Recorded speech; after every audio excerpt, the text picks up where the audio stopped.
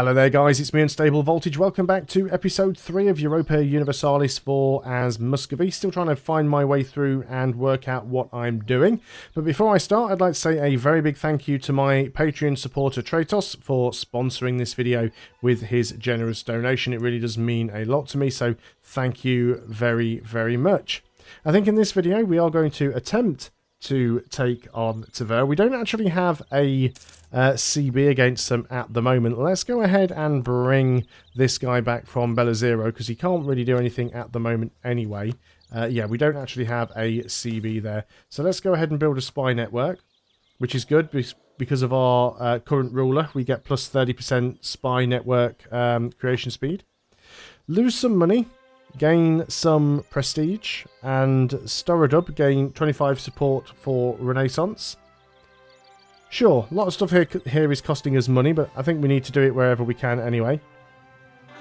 There's no point really putting the army maintenance up until we are in a position to attack. I see we've got another fort here that I'd forgotten to disable. This is what happens when you take lots of land. You end up inadvertently taking forts and they stay active even if you've got all of your other forts disabled. So we're making 2 ducats a month, and that is with the army maintenance not at full. Our other ship is ready here as well, so let's go ahead and send you protecting trade. So hopefully we'll be able to get a few ships out there doing that. And once all of the corruption goes away, because we're actually managing to, you know, we're not overextended, then we'll make even more money. I think also we can afford to get another couple of ships. We're probably 1 month away, 2 months away from having enough sailors to get another ship, but that's fine. So we're already at 5.36% of the way through getting a claim over here. We do have a mission to integrate Bella Zero, but we can't do that until the beginning of 1454 anyway, because they need to have been our subject for 10 years. So that shouldn't be too much of a problem.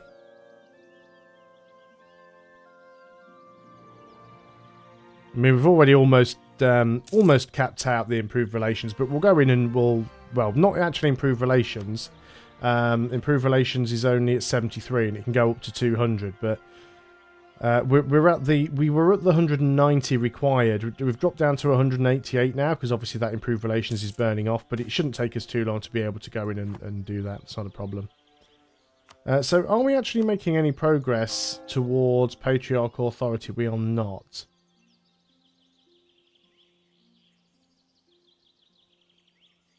You can consecrate a metropolitan of a state to get 5% patriarch authority. Right, okay. So, do we need to go into here then? Right, okay, so some of these don't have metropolitan. There we go, so there is an extra little button down here. So there's no metropolitan in some of these places. You can consecrate metropolitans in a state with 30 development if all provinces are orthodox and of an accepted culture. Consecrating a state will give 5% patriarchal authority, but it also increases the state maintenance by 10% and reduces monthly devastation. So we'd need to have 30 development. Is that 30 development in the province or 30 development in the state? In states with 30 development. Right. And this one has more than that because it's got 17 plus 6, which is 23, plus 8, which is 31. So there's 31 development here in this There's no other way it just tells you the total development. You gotta math it out.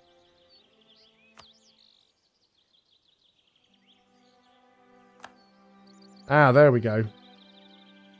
So now we've got that's increasing the state maintenance, but it'll reduce the devastation. But now that should start to give us some authority.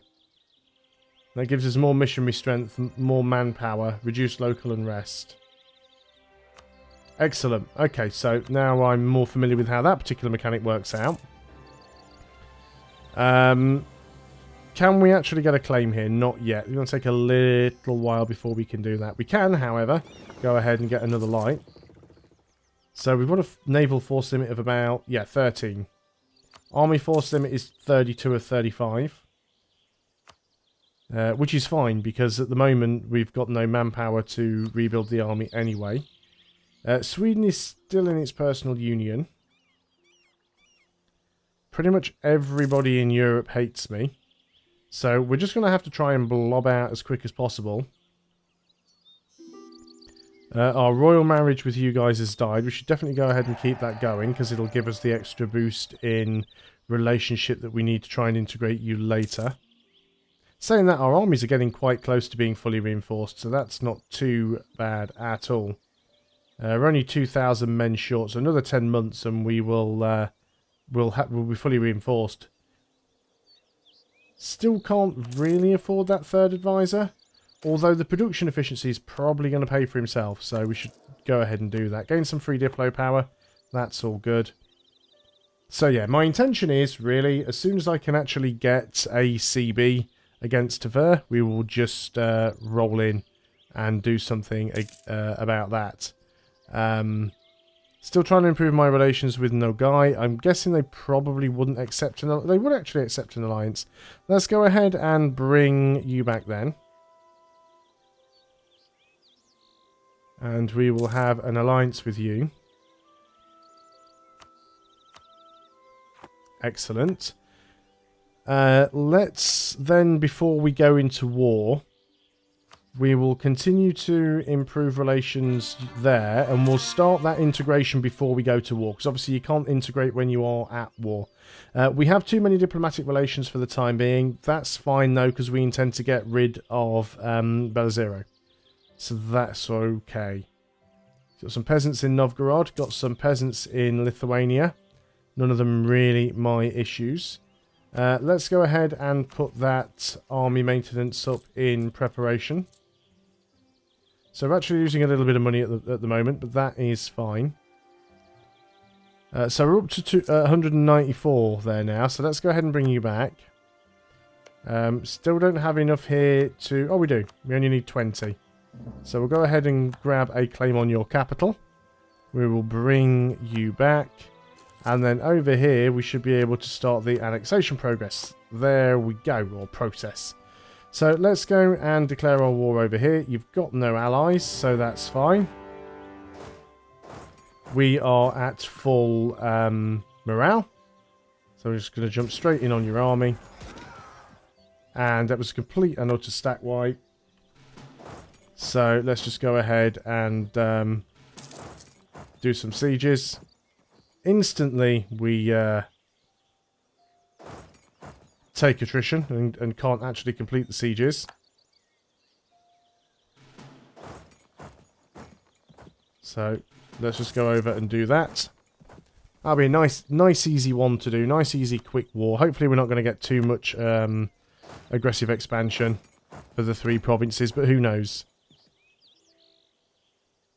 Starting to consolidate our lands. It'll all work out well, I am sure. And of course, we have an ally now as well, who I probably want to actually keep improving relations with.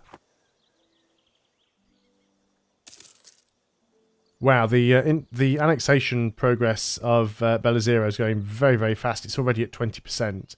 It might even be finished before this war's over, which would just be absolutely amazing.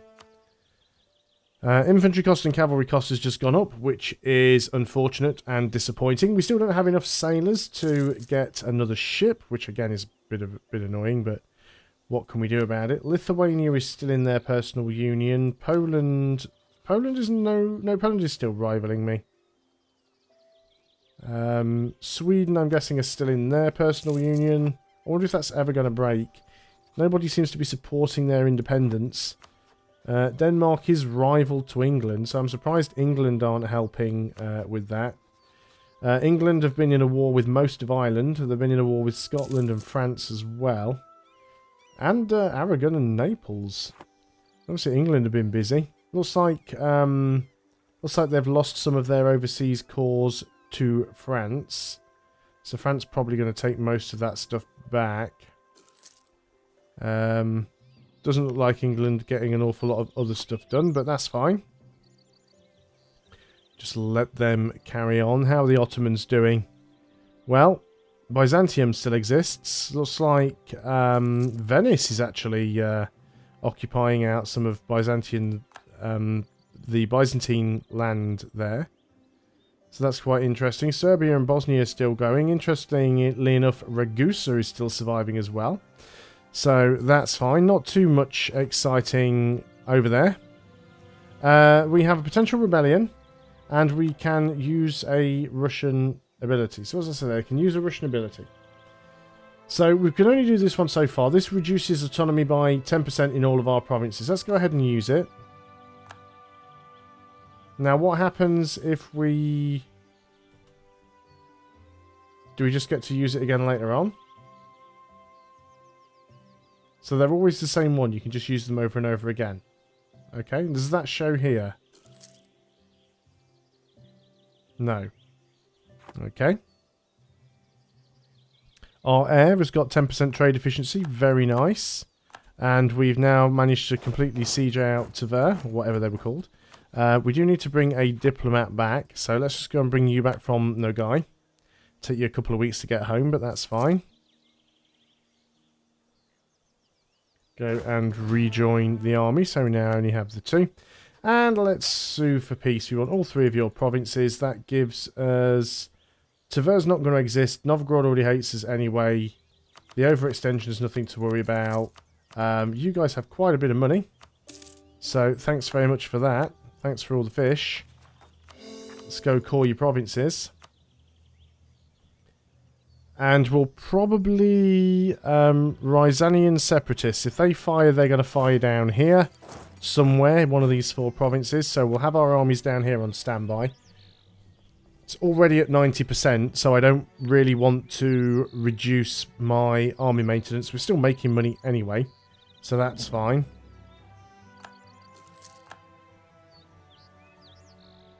So 76% of the way through this. Let's go ahead and go back to Nogai. We'll just try and top off our improved relations if we can. You'll notice this time around I'm not using the sort of diplomacy macro thing, which I do like, by the way, but at the moment it just seems easier to do it manually. I've only got 2 diplomats, so I might as well manually control them. In fact, we are capped, so let's go ahead and bring you back. The Great Horde is no longer a valid rival. Fantastic. So I guess, well, I have enough valid rivals. So I don't have to worry about rivaling Poland just yet. We probably will end up attacking Lithuania at some point. Unless Lithuania break free, but... So yeah, we want to try and integrate all of these little guys. Probably take some more land from Novgorod. Subjugating Kazan would be fantastic if we could get away with it. Total war score is 170. So I can't see how we could subjugate them. I know we did have a mission for it. We'll see if that mission comes back when we've managed to fully annex Belazero. Yeah, not happy with the amount of money that I'm losing. We are actually in positive manpower now, which is nice. Still don't have enough sailors to get another ship. Gain Patriarchal Authority or lose some inflation. No, we'll take the Patriarchal Authority for now. So starting to build that up. Already at 10%. Let me just quickly whack pause there. So yeah, that'll reduce unrest as well. An advisor has died, which is unfortunate. You rose up right on my army, which is fantastic. So we lost the admin person. Can't afford a level 2 guy, and I really don't need a level 1 just for missionary strength. So I think we'll just wait and save them money. So, unfortunately, that's probably going to mean that we run out of manpower again. That little fight down there. Okay, right, we have integrated Belazero. Fantastic. So, what missions does that give us now? Subjugate Kazan is still there. Mission succeeds when the following criteria are met. So, basically, either Kazan doesn't exist, or all of their provinces are owned by me or its subject, excluding tributary states. The problem is they're so big I couldn't take them in a single war. That's the issue. Secure Western Siberia. More trade efficiency.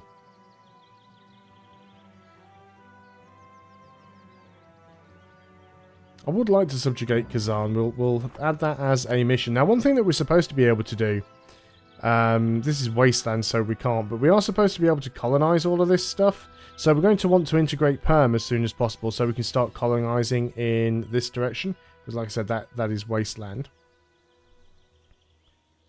So we could probably beat Kazan in a fight. They do have a fair few alliances there. They're allied with Crimea, Nogai, the Timurids, and Chagatai. Yeah, that might be a little bit tricky. Too few rivals. So I guess it's going to be the Great Horde for now. I'm not necessarily sure that I like that mission at the time being. I mean, it is something that I want to do, but I think we could probably complete other missions first. So let's go ahead and just sort of undo that. Kazan have got problems of their own going on over here anyway. But yeah, I don't like the fact that they've got too many friends at the moment. Did we gain another fort over here? We did not. At least I don't think we did. No. Well, that's good. That makes things a little bit easier for us. Novgorod. Do we still have a truce? We do. We're not doing anything with our spies at the moment, or our diplomats. So let's go ahead and start fabricating on you so we can take some more stuff. And let's just send the other guy over here and start improving relations with Perm. We'll see if we can integrate them next. We do have that minus 28% annex vassal penalty, but that's not too bad. Our diplomatic reputation is in the toilet because of those annexed subjects. So we'll need to wait for that to go away before we can successfully do that. We're losing money again. Rebellions. Great Horde separatists might pop.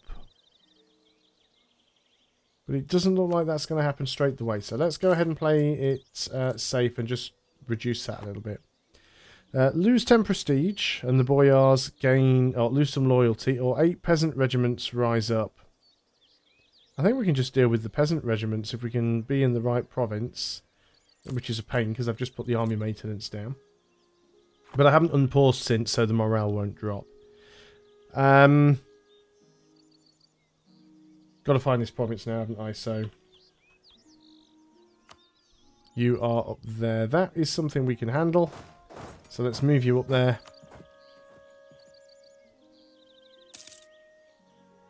Because this way, instead of an estate losing loyalty, it gains loyalty. Yes, we'll take a bit of a hit in manpower and money. But manpower and money is easier to recover than prestige. So, and that battle was like really quick. It was really nothing to worry about there at all. As we've got a little bit of money, could we get some taxation buildings that would help us out? We don't actually have any building spots anywhere. That's unfortunate. Oh, we don't have the tech for it. So why are you showing me the thing? Is that because I can build it in Perm? Yeah, we do need to get some of those as soon as we can. We've got rid of the thing causing us extra corruption now, so that'll save us a bit of money anyway. So we're still at full maintenance. 70% chance on Great Horde, or they're at 70%. Why have I got another random army? Oh yeah, I've got Belarus's army. What is my army size? We're still under. What do you have here? Extra random cavalry. I'm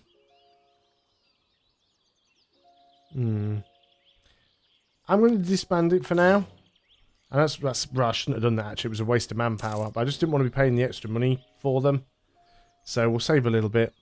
You don't always have to be at your force limit cap, because the problem with doing that is you're obviously paying for a larger army. Still don't have enough sailors yet to get another ship. They're coming incredibly slowly. You currently gain 5 sailors each month and use 5 sailors on missions. So at the moment we're breaking even. We'll not gain any more sailors. We need to take more coastal provinces. Create a proper fleet. I'd love to do that. 75% of naval force limit. Claim the steppes. That's a lot of provinces to take there. But sure, that just suddenly gave us a lot of CBs, which is pretty much all on the Horde. But still, who are you allied with? You are allied with. You're only allied with Uzbek, actually. So the Great Horde might be my next target. And Kazan's just declared war on them anyway. So this could potentially be an excellent time to get in there and do that. We're about to have some Great Horde separatists, so having some armies down here ready to deal with those might not be such a bad idea anyway. But before we get into any more wars, it's probably a good place to end the video, so I'm going to pause things there. Once again, a very big thank you to my Patreon supporter Tratos for sponsoring this video with his generous donation. Hope you guys are still enjoying EU4. I'll see you on the next video, and until then, goodbye for now.